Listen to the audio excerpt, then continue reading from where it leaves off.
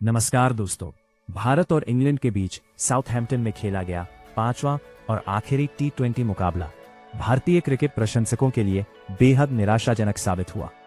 इस मैच में इंग्लैंड ने एक बार फिर शानदार प्रदर्शन करते हुए भारत को 56 रनों से हराया और 5 मैचों की टी20 सीरीज 4-0 से अपने नाम कर ली। पहला मुकाबला बारिश के कारण बेनतीजा रहा था, जबकि बाकी चारों मैचों में इंग्लैंड ने भारत को हराकर इतिहास रच दिया।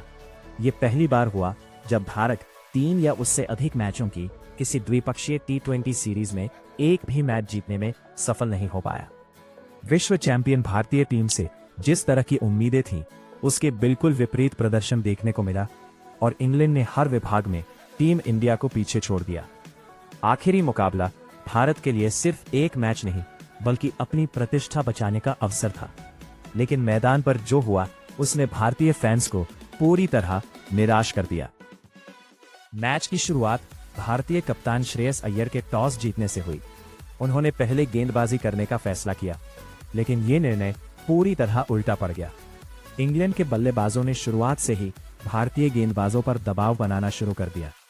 प्रसिद्ध कृष्णा ने शुरुआती ओवर में फिल सॉल्ट को सिर्फ 6 रन पर आउट करके भारत को अच्छी शुरुआत दिलाई, लेकिन इसके बाद जोस बटलर और कप्तान हैरी ब्रुक ने ऐसा तूफान मचाया कि भारतीय गेंदबाज सिर्फ गेंद उठाते नजर आए।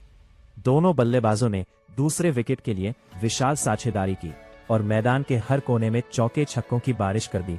भारतीय गेंदबाजों के पास न तो कोई योजना काम आई और न ही कोई रणनीति सफल रही। जोस बटलर ने अपने टी20 करियर की सबसे यादगार पारियों में से एक खेलते हुए सिर्फ 64 गेंदों में 131 रन ठोक दिए। उनकी पारी में 12 चौके और 8 गगनचुंबी छक्के शामिल रहे। उन्होंने शुरुआत में संयम दिखाया, लेकिन एक बार सेट होने के बाद भारतीय गेंदबाजों पर पूरी तरह हावी हो गए। दूसरी ओर कप्तान हैरी ब्रुक ने भी शानदार बल्लेबाजी करते हुए 45 गेंदों में नाबाद 55 रन बनाए। उन्होंने 4 चौके और 8 छक्के लगाए और आखिरी ओवरों में रन गति को और तेज कर दिया। दोनों बल्लेबाजों की विस्फोटक बल्लेबाजी की बदौलत इंग्लैंड ने निर्धारित 20 ओवरों में 3 विकेट के नुकसान पर 257 रन बना दिए, जो भारत के खिलाफ टी20 क्रिकेट में सबसे बड़े स्कोरों में से एक था। आखिरी ओवरों में शिवम दुबे ने लगातार 2 विकेट लेकर भारत को थोड़ी राहत जरूर दिलाई, लेकिन तब तक काफी देर हो चुकी थी। 258 रनों का विशाल लक्ष्य लेकर उतरी भारतीय टीम पर शुरुआत से ही दबाव साफ दिखाई दे रहा था। टीम को तेज शुरुआत की जरूरत थी, लेकिन अभिषेक शर्मा एक बार फिर बड़ी पारी खेलने में नाकाम रहे और सिर्फ 3 रन बनाकर जोफ्रा आर्चर की गेंद पर आउट हो गए। शुरुआती झटके के बाद संजू सैमसन ने कुछ आकर्षक शॉट लगाए और 14 गेंदों में 27 रन बनाकर रन गति बनाए रखने की कोशिश की, लेकिन वह भी ज्यादा देर तक क्रीज पर नहीं टिक सके। इसके बाद ईशान किशन और कप्तान श्रेयस अय्यर ने भारतीय पारी को संभालने का प्रयास किया। दोनों ने तीसरे विकेट के लिए तेज 55 रनों की साझेदारी की और कुछ समय के लिए लगा कि भारत मुकाबले में वापसी कर सकता है। श्रेयस अय्यर ने 16 गेंदों में 28 रन बनाए और कुछ बेहतरीन शॉट लगाए, लेकिन बड़ी पारी खेलने में सफल नहीं हो सके। उनके आउट होते ही भारत पर फिर दबाव बढ़ गया। ईशान किशन ने जिम्मेदारी संभालते हुए शानदार अर्धशतक लगाया। उन्होंने 35 गेंदों में 57 रन बनाए, जिसमें कई शानदार चौके और छक्के शामिल थे। एशिया के बाहर टी20 अंतर्राष्ट्रीय क्रिकेट में यह उनका पहला अर्धशतक भी था। दूसरी ओर तिलक वर्मा ने भी शानदार बल्लेबाजी की और सिर्फ 25 गेंदों में 53 रन बनाकर संघर्ष जारी रखा। ने तेज रन बनाए, लेकिन लक्ष्य इतना बड़ा था कि रन गति लगातार बढ़ती चली गई और आवश्यक रन रेट भारत की पहुंच से बाहर होता गया। मध्य क्रम और निचले क्रम के बल्लेबाज उम्मीद के मुताबिक योगदान नहीं दे सके। शिवम दुबे ने 14 रन बनाए, सूर्यान शेरगे सिर्फ 7 रन जोड़ सके, अक्षर पटेल 3 रन बनाकर आउट हो गए। अर्शदीप सिंह ने 4 रन बनाए, जबकि प्रसिद्ध कृष्णा सिर्फ 1 रन ही बना सके। भारतीय टीम पूरे 20 ओवर खेलने के बावजूद 8 विकेट पर केवल 201 रन ही बना सकी और मुकाबला 56 रनों से हार गई। स्कोर कार्ड देखने पर ऐसा जरूर लगता है कि भारत ने 200 रन बना लिए, लेकिन मैच के दौरान कभी भी ऐसा नहीं लगा कि टीम जीत की स्थिति में पहुंच पाएगी। पूरी सीरीज में भारतीय गेंदबाजी सबसे बड़ी कमजोरी बनकर सामने आई। तेज गेंदबाज लगातार लाइन और लेंथ से भटकते रहे, जबकि स्पिनरों को भी कोई खास मदद नहीं मिली। इंग्लैंड के बल्लेबाजों ने भारतीय गेंदबाजों की हर रणनीति को विफल कर दिया।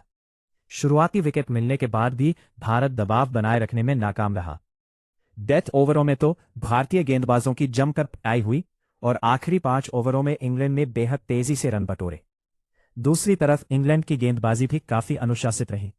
जोफ्रा आर्चर ने नई गेंद से दबाव बनाया, जबकि आदिल राशिद और अन्य गेंदबाजों ने बीच के ओवरों में विकेट निकालकर भारत की वापसी की हर उम्मीद खत्म कर दी। सीरीज की बात करें तो पहला मुकाबला बारिश की वजह से पूरा नहीं हो सका और उसका कोई नतीजा नहीं निकला। इसके बाद इंग्लैंड ने लगातार 4 मुकाबले जीतकर भारत का पूरी तरह सफाया कर दिया। हर मैच में इंग्लैंड ने किसी न किसी विभाग में भारत पर पूरी तरह दबदबा बनाया। कहीं बल्लेबाजों ने कमाल किया तो कहीं गेंदबाजों ने भारतीय बल्लेबाजी को बिखेर दिया। भारत की ओर से कुछ खिलाड़ियों ने व्यक्तिगत प्रदर्शन जरूर किया, लेकिन टीम के रूप में कोई भी मैच जीतने लायक नहीं दिखाई दिया। प्रदर्शन देखने को नहीं मिला।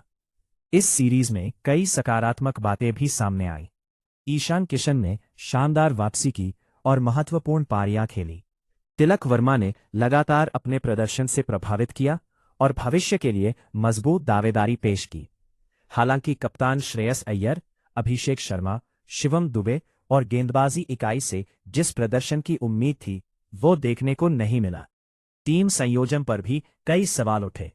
आखिरी मैच में संजू सैमसन की वापसी हुई और सूर्यांश शेडेगे को मौका मिला, लेकिन इससे भी नतीजा नहीं बदल सका। मैच के बाद जॉस बटलर को उनकी 131 रनों की विस्फोटक पारी और विकेट कीपिंग में शानदार प्रदर्शन के लिए प्लेयर ऑफ द मैच चुना गया। वहीं पूरी सीरीज में इंग्लैंड के खिलाड़ियों ने जिस तरह का क्रिकेट खेला, उसने साबित कर दिया कि उन्होंने हर विभाग में भारत से बेहतर प्रदर्शन किया। कप्तान हैरी ब्रूक की नेतृत्व क्षमता भी शानदार रही और उन्होंने पूरी सीरीज में आक्रामक क्रिकेट खेलते हुए टीम को लगातार जीत दिलाई। भारतीय टीम के लिए यह दौरा कई बड़े सवाल छोड़ गया है। क्या टीम का बल्लेबाजी क्रम सही है? क्या गेंदबाजी आक्रमण में बदलाव की जरूरत है? क्या युवा खिलाड़ियों को और मौके मिलने चाहिए? आने वाले बड़े टूर्नामेंटों से पहले टीम प्रबंधन को इन सभी सवालों के जवाब तलाशने होंगे। इस सीरीज ने यह साफ कर दिया कि केवल प्रतिभा के दम पर अंतर्राष्ट्रीय क्रिकेट में लगातार सफलता हासिल नहीं की जा सकती, बल्कि हर मैच में योजनाबद्ध प्रदर्शन और दबाव के क्षणों में बेहतर फैसले लेना भी उतना ही जरूरी है। अंत में साउथहैम्पटन में खेला गया यह मुकाबला इंग्लैंड के दबदबे और भारत की कमजोरियों का आईना साबित हुआ। इंग्लैंड ने 100 पर 7 का विशाल स्कोर बनाया, भारत 201 तक ही पहुंच सका और 56 रनों से मुकाबला हार गया। इसके साथ ही इंग्लैंड ने सीरीज 4-0 से जीतकर इतिहास रच दिया, जबकि भारत के नाम एक ऐसा रिकॉर्ड दर्ज हो गया जिसे कोई भी भारतीय क्रिकेट प्रशंसक याद नहीं रखना चाहेगा। अब टीम इंडिया की नजरें आगामी सीरीज पर होंगी, जहां उसे इस शर्मनाक हार से सबक लेकर दमदार वापसी करनी होगी। और ऐसे ही क्रिकेट अपडेट्स के लिए चैनल को सब्सक्राइब करना मत भूलिए।